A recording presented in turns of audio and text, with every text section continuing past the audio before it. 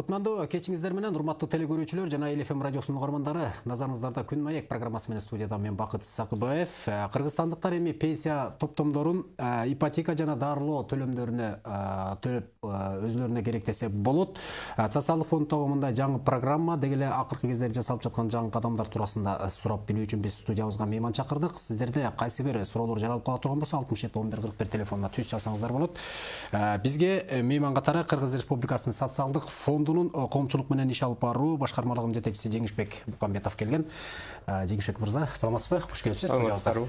Мына жогоруда айткандай, пенсия топтомдорун өзүлөрүнүн керек жарактарына тактап айтканда, ушул ипотекага төлөмдөрүнө жана дарыланууга колдонсо болот экен деп атасыздар. Мына ушуну кеңирээк көрөрмандарга түшүндүрүп бересизби? Рахмат. Биринчиден урматтуу көрөрмандарды жаңы жылдар менен куттуктап кетким келет. Чыңден соолук, иштерине ийгилик каалайм. Бул маселе негизи көйгөй бүгүн эле жаралган эмес. Бул 2010-жылдан баштап биздин топтомо компонентибиз пенсиялык системага кирген күндөн баштап эле ошол жаш курагы келип пенсияга чыкканга чейинки топтолгон акча каражатын эмне үчүн эртерээк алганга мүмкүнчүлүк берилбейт деген маселе жаралып келген.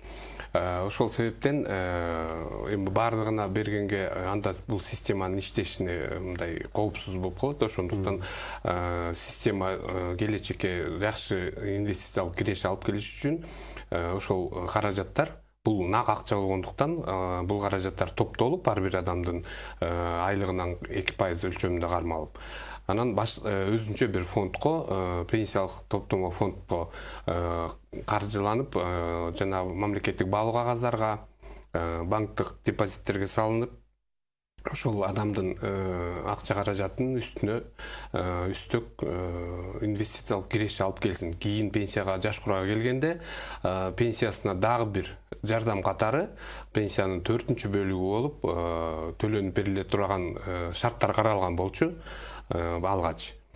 Анан азыркы учурда мына 26 декабрда өкмөттүн токтомуна кол коюлуп, бул боюнча бир топ талкуу жүргөн. Ошонун негизинде азыркы күндө жана турак жай маселеси ар бир жарандын көйгөй маселеси болгондуктан ипотекалык насыялоого турак жай алганда биринчи алгачкы төлөмдөрдү төлөгөнгө ошол акча каражатыбызды пайдалансакпы деген маселенин тегерегинде иштелип, эгер ошол банк аркылуу насыя алганга мүмкүнчүлүк түзүлүп берилди, эгер ошол камсыздандырылган адамдын жеке эсебинде жана 2%дан айтып атпайбызбы, 10-жылдан баштап кармалып келди деп, ошол топтолгон акчасы инвестициялык кирешенин эсеби менен 50 миң, башкача 50 эсептик көрсөткүч деп айтылып атат. 50 миң сомдон жогору топтомдор болсо, ошо бир жолу алганга мүмкүнчүлүк берилип атат. Эми бул түздөн-түз ошол адамдын өзүнүн колуна берилбейт. Бул иш-чара төмөндөгүдөй болуп өтөт. Биринчиден ошол жараны өзүнүн жеке эсебинен текшерип алыш керек, топтому канча болгонун. Инвестициялык кирешеси менен толугу менен канча акчасы бар экенин билиш керек. Эгер 50 миңден ашык болсо, анан ипотекага насыял түрүндө турак жай алам деген ниети болсо, банк аркылуу ушул процедураларды жасаш керек. Кайрылуу жасагандан кийин бардыгы текшерилет, жеке эсебинен бизден көчүрмө алынат, банк аркылуу, анан мамлекеттик ипотекалык компания аркылуу гана жогорудагы иш-чаралар жүргүзүлөт. Анан алар эмне кылат? Сиздерге атайын сурам жөнөтөт. Сурам жөнөткөндөн кийин биз анын жеке эсебиндеги каражаты бар экендигин тастыктоочу маалыматты беребиз. Ошонун негизинде анан банкка которуу жолу менен гана сиздер ишке ашырып беребиз. Бул нак акча анткени 2% ар бир адамдын айлыгынан кармалып аткандыктан, анын жеке менчиги болгондуктан ушул баягы насыялоого жумшаганга мүмкүнчүлүк берилип атат. Бул да болсо биздин жаш муундарыбызды жана турак жай көйгөйү бар жаш үй бүлөлөргө биринчи алгачкы жанагы ипотекалык төгүмдөрдү жапканга мүмкүнчүлүк берет. андан кийинки төлөмдөрдү банк аркылуу уже өздөрү канчалык мүмкүнчүлүгү болсо каражаты менен жапканга мүмкүнчүлүк берилип атат. Негизинен ошо биринчи төгүмдөрү банктын эсеби боюнча кыйналып көпчүлүгү ошо биринчи алгачкы төгүмдөрдү төгө албай келип атпайбы. Ошондуктан ушундай кадамга бардык. Бул азыр иштеп баштайт, буюрса мына күчүнө кирди. Биринчи кайрылуучулар болуп атат. Жакынкы арада ошол биринчи ушул насыялоого өзүнүн каражатын жумшагандар болсо, буюрса теле аркылуу, радио аркылуу, ушул массалык маалымат каражаты аркылуу кийинки түшүндүрмө жайылтабыз. Азырынча ушул иш жүрүп атат. Бирок сиз айткандай ошол коомчулук көп кеңири түшүнө бербей атат да мунучу.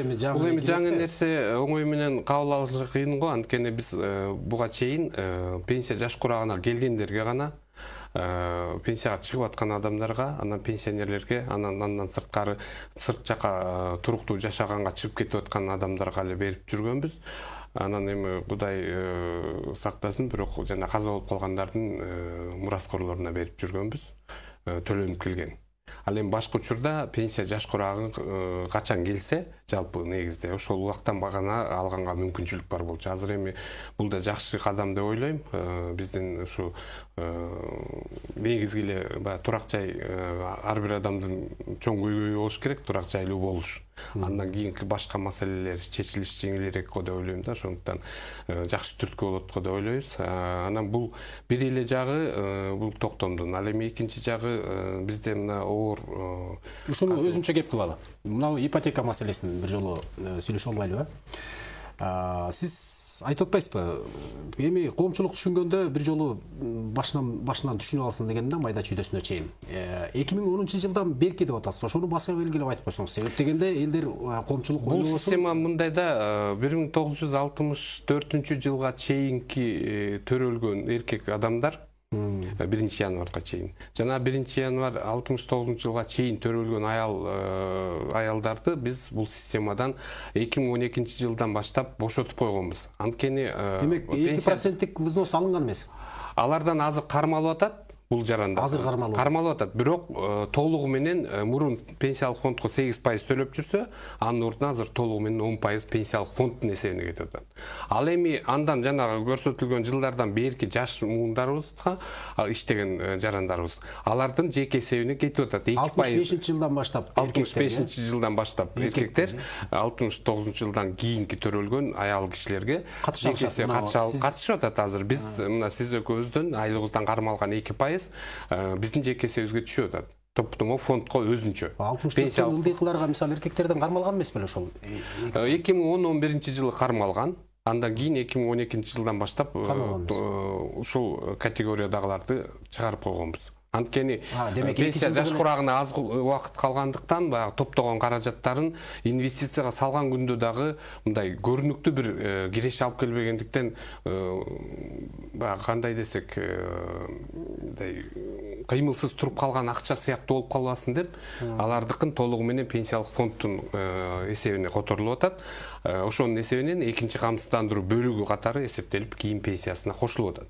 Ал эми жаштардыкы топтомо фондунуку өзүнчө, пенсиялык фондунуку 8% өзүнчө кетип атат. Ошону менен жалпысынан 10% жеке ар бир иштеп аткан адам ошо айлыгынан төлөп атат. Андан сырткары 17,25%ды биздин иш берүүчү төлөп келет азыркы күнгө чейин айлыктан. Ошондуктан жалпысынан 27,25% пенсиялык фонддун эсебине которулуп атат. Жеке эсепке бул жерде айтыш керек, баягы 27,25-тин ичинде дагы фонддорубуз бар да бизде. Жанагы милдеттүү медициналык камсыздоо фонду, ошол эле учурда эмгекчилердин ден соолугун чыңдоо фонду, топтомо фонд жана пенсиялык фонд болуп 4кө бөлүнүп кетет да. Ошондо жеке эсебинде пенсиялык фонддун каражаттары 20% гана түшөт. 3% бул тилектештик фондко кетет. бул жанагы баягы орто жашоо узактыгынан ашыгыраак жашаган биздин карыларыбыз бар да, мисалы үчүн 75-80ге чыккан, 90го чыккан апаларыбыз, аталарыбыздын пенсиясы ошол тилектештик фондунун эсебинен төлөнүп берилет. Ошол эле майыптыгы менен эрте баягы майыптык алып калып же болбосо багуусунан ажырагандыгы боюнча үй бүлө мүчөлөрүнө пенсия чегерилгенде ошол тилектештик фонддун акча каражаттары ошол жака жумшалып кетет. Көпчүлүк айтышы мүмкүн 3% каяка кармап атасыңар деп. Бул тилектештик фонддун бирок буга кошулбайт. Буга кошулбайт. Бул өзүнчө фонд, ошондуктан бул акча каражаттары мамлекеттик. Бул 2% аралаштырбаш керек. Аралаштырбаш керек. Бул эки фонд эки башка. Анан башында биз баягы иштеп жаткан пенсионерлерден дагы кармаган элек. Анткени алар ошо 12-жылга чейин жанагы 64-кө 65-жылга чейин 69-жылга чейинки жарандарыбыз сыяктуу эле төлөп келишкен. Бирок биз 2013-жылдан баштап 12-жыл токтотуп койдук кармабай. 13-жылдан баштап төлөп бердик толугу менен. Телефон чалып бар экен көрөрмандар. Саламатсызбы, угатабыз сизди. 80-жылдан бeri işlep gelattım bile, anam bizim dostum төлөнүп gelатtık, bir yerde төлönmey kalgan yıllar varken, pensiyaga çıkkanга dokument ötkürsün, pensiyam çekilmey atat, azırkı televizorda berip atkan sorular boyunca soruvereyim dedim bile, men oşo reti boyunca ipotekaga kvartira alsam bolom, men kvartiram jok. Жаш курагыңыз канчада? Пенсияга чыкканыңызга канча болду? Жаш курагыңыз канчада? Жаш курагыңызда көрөрман укпай атат ошо. Кандай жооп алсам болот, ошону уайымдадым эле. Рахмат сурооңузга. Пенсияга чыккан жараныңыз окшойт, себеп дегенде. Жок, пенсияга чыга албай атам деп атат. Демек, баягы мөөнөтүнөн мурда пенсияга чыгыш үчүн 60 жаш курактан чыгыш үчүн 40 жылдан кем эмес стажы болуш керек. Ал эми жалпы негизде эркек кишилер 63 жаштан чыгат. Эгер кандайдыр бир себептер менен 63кө чыгып, бирок стажы толук болбой калса, толук эмес пенсияга чыга берет. Бирок мөөнөтүнөн мурда 60 жаштан 40 жылдан кем эмес стажы болбосо чыкпайт. Ошондуктан бул жерде ушундай маселе болушу мүмкүн. Ортодо айтып атпайбы, өзү деле баягы төгүмдөрдү төкпөй жүргөн убактарым бар экен. Тилекке каршы 96-жылдан кийин жеке эсеп киргизилген, жана биздин ар бирибиздин паспортубузда туруп атпайбы. Ошол тилекке каршы ошол жерде эгер төгүмдөр төлөнбөй эсепке алынбай калса, стаж эсепке алынбай калып атат. Муну баарыбыз жакшы түшүнүшүбүз керек. Бул 96-жылдан бери иштеп келаткан система, ошондуктан азыркы күндөгү иштеп аткандарга дагы кайрылып кетет элем.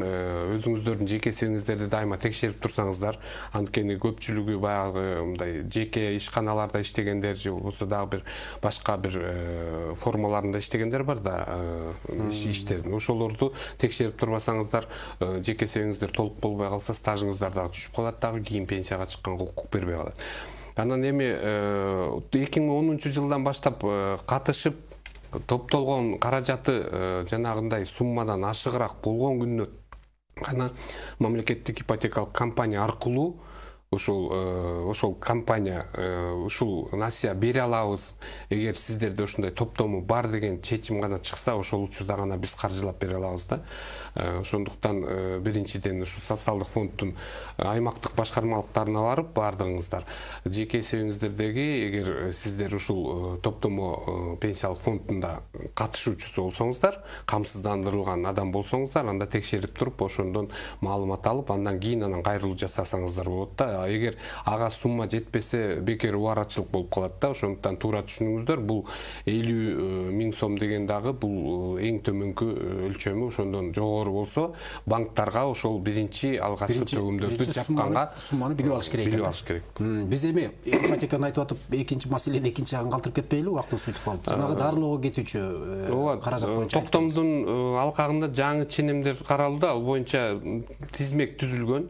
Бул жанагы саламаттык сактоо министрлиги аркылуу. Анткени өзүңүздөр билесиздер, эми азыркы күндө ооруган адамдардын, оорулардын да түрлөрү көп болуп атат. Ошол жанагы зилдеме жаңы шишиктер, жүрөк ооруларына операциялык аралашуу керек болуп калган учурдарда өтө оорураак суммалар болуп калып атат. Ошондуктан ошол жарандарыбызга бул жерде баягы суммасына карабастан канчалык топтолгон акчасы болсо, учурда керек болсо, ошол саламаттык сактоо мекемесинин көрсөтмөсү менен баягы бизге документтерди берсе, биз тизмеден карап, эгер туура келсе, анткени ал жерде бир топ тизмелер бар да, мисалы үчүн курч мүнөздөгү лейкоз, кан айлануу органдарынын ооруларынын мисалы үчүн бул жерде жана зилдеме жаңы шишиктердин бардык эмелери экинчи, үчүнчү, төртүнчү стадиядагысы. Кан оорулары боюнча курч мүнөздөгү лейкоз, апластикалык аз кандуулук, гемофилия, ал эми кан айлануу органдарынын ооруларын кабылдаган же тубаса жүрөк кемтиги, жана порог сердца деп коебуз го. Жүрөктүн ритминин жана өткөрүмдүүлүгүнүн бузулушу, жүрөктүн өнөкөт коронардык оорусу, бизде жанагы жүргүзүп атпайбызбы, шунтирование кылып, ошондой операциялардын суммасы, акчалары көбүрөөк болгондуктан ушул ооруларга берилип атат. Анан операция кылууну талап кылган магистралдык кан тамырларынын бузулуусу, ушул сыяктуу ооруларда бул негизинен саламаттык сактоо министрлиги тарабынан тизмеленип берилди. Ушул гана ооруларга берилип атат азырынча. Андан сырткаркы ооруларга берилбейт. Андан сырткаркыларга тилекке каршы жок. Анан бул жерде туура түшүнүшүбүз керек, бул системадагы киреш алып келип, кийин келечекте ошол иштеп үстөк инвестициялык үстөк алып келиш үчүн иштейт. Анан биз азыр топтолгон акчаны кайра баарын эле берип таштасак, анда бул системанын кереги эмнеде, анда 2% кармабайлы учурдагы өздөрү пайдалана бербейби деген маселе жагып калып атат да. Туугандарына же болбосо баласына же жубайына ушундай оорубат деле деп алса болобу? Жок. Менин пенсиям бирок буларга жумшалбай калса. Жок, бул жерде ар бир адамдын өзүнө жеке. Анткени бул жеке эсебиндеги топтомдор ошол адамдын өзүнө гана жумшалыш керек. Эгер жанагындай жаман учур болуп калса, көз өтүп кетсе, анда үй бүлө мүчөлөрү алганга уруксат берилет.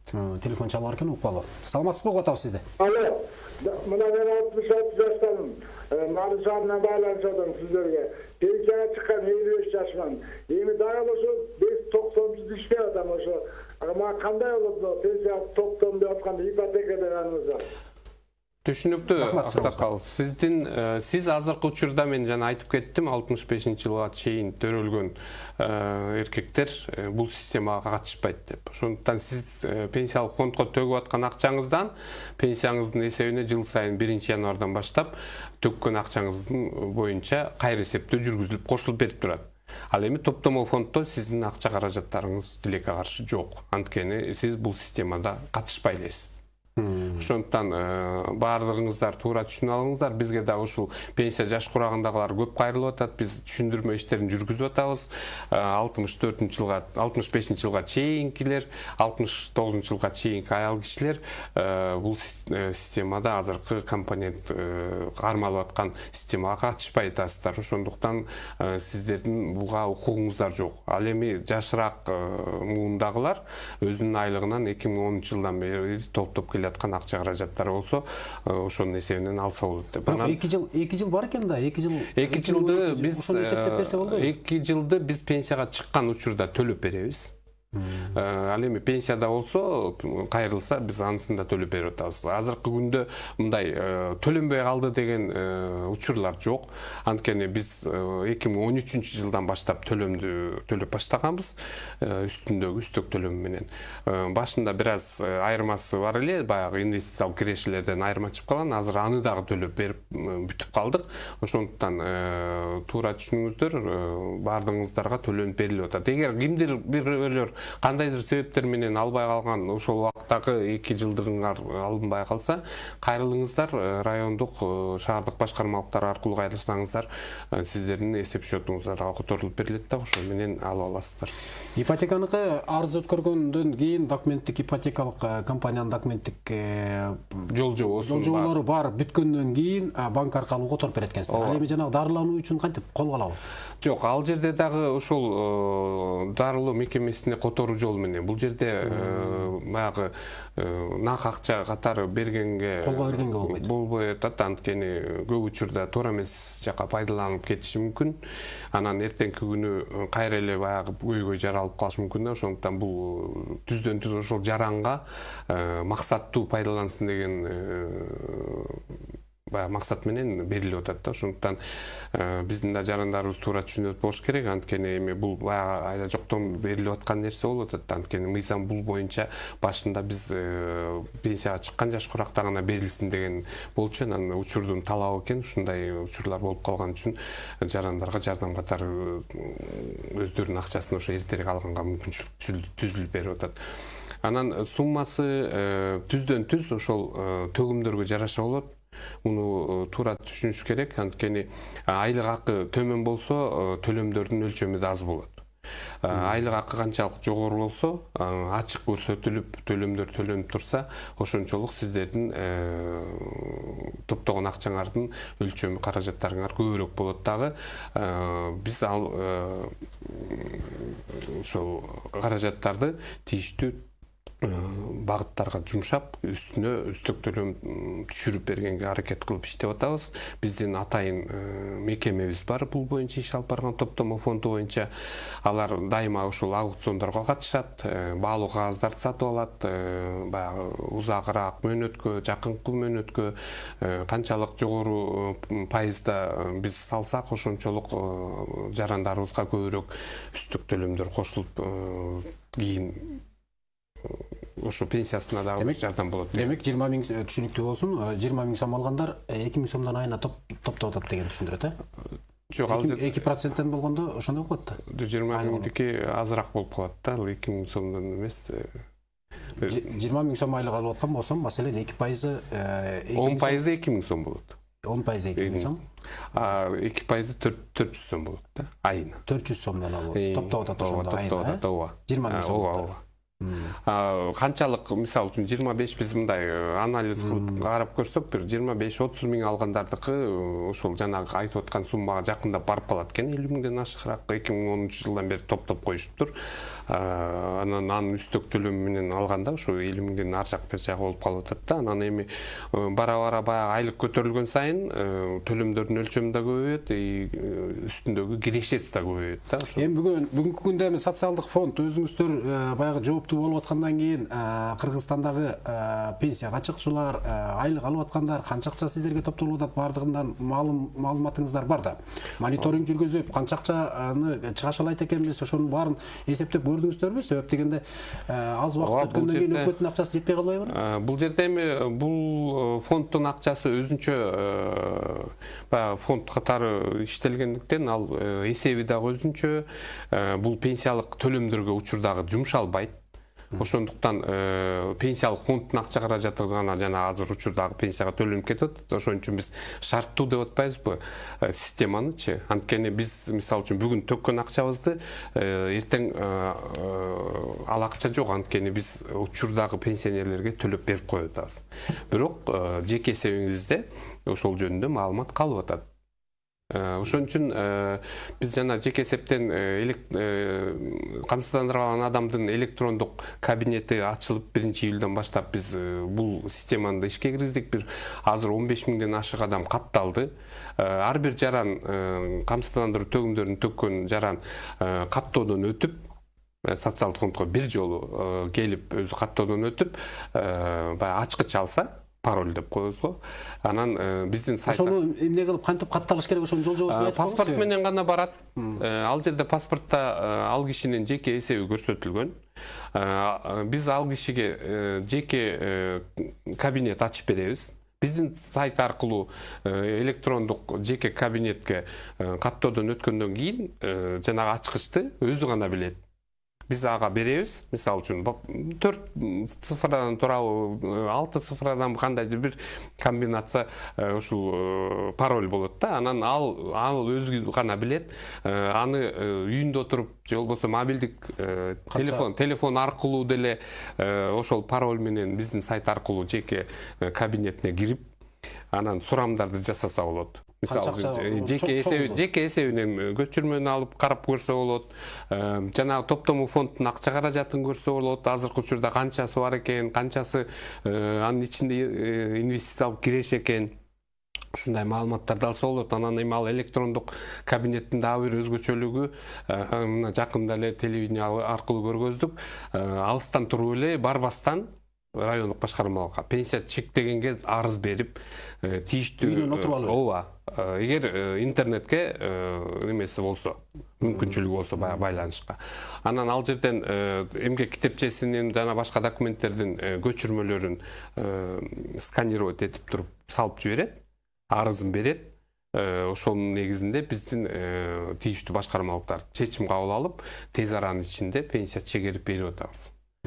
Кайрылуулар күндөн күнгө өсүп атат. Анткени азыркы күндө жаңы технология менен пайдалангандардын саны өсүп атат. Баягы жашыраак пенсияга жаш курана келип калгандар толугу менен эле азыркы күндө компьютер, интернет аркылуу бардыгы эле байланышы бар экен. Ошондуктан учурда биз ошо бул боюнча дагы иштиктүү иш алып барып атабыз. Анткени ар бир адамга ошол маалыматты жеткирип ал жерде бир эле пенсия чектелгенге эмес, пенсиянын төлөнүшүн банк аркылуу же болбосо почта аркылуу өзүнүн каалоосу менен которуп алганга да мүмкүнчүлүк бар, арыз берип.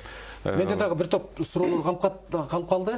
Убакыттын тардыгына байланыштуу бир топ маселелерди дагы сүйлөшөт элек деген ойдо болчубуз. Бирок баягы темабызга ылайык көрөрмандарга түшүндүрдүк деп ойлойм. Бирок дагы сиздерге чалып кала турган болсо, чалып атышат азыр. Кантип байланышабыз деп атышат? Кантип сиздер менен байланышат? Социалдык фонддо кол борбор иштейт. 1202 деген түз номер менен баягы маалымат алса болот. Бул жерде телефондон, шаардык телефондордон бекер, ал эми уюлдук телефондордон баягы тарифине жараша төлөнөт да.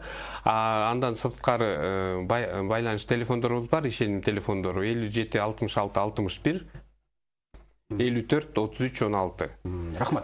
Рахмат студияга келип бергениңиз үчүн чоң ыраазычылык билдиребиз. Ишиңиздерде ийгилик болсун. Урматтуу телекөрүүчүлөр, ушун менен программабыз соңуна чыкты. Биз бүгүн пенсиялык топтомдорду өз мүмкүнчүлүгүңүздөргө жараша пайдалануу маселелери тууралуу маек курдук. Эгерде суроолоруңуздар болсо 1202 телефонуна чалып, дагы суроолоруңуздарды канааттандырып алсаңыздар болот. Саламатта калыңыздар.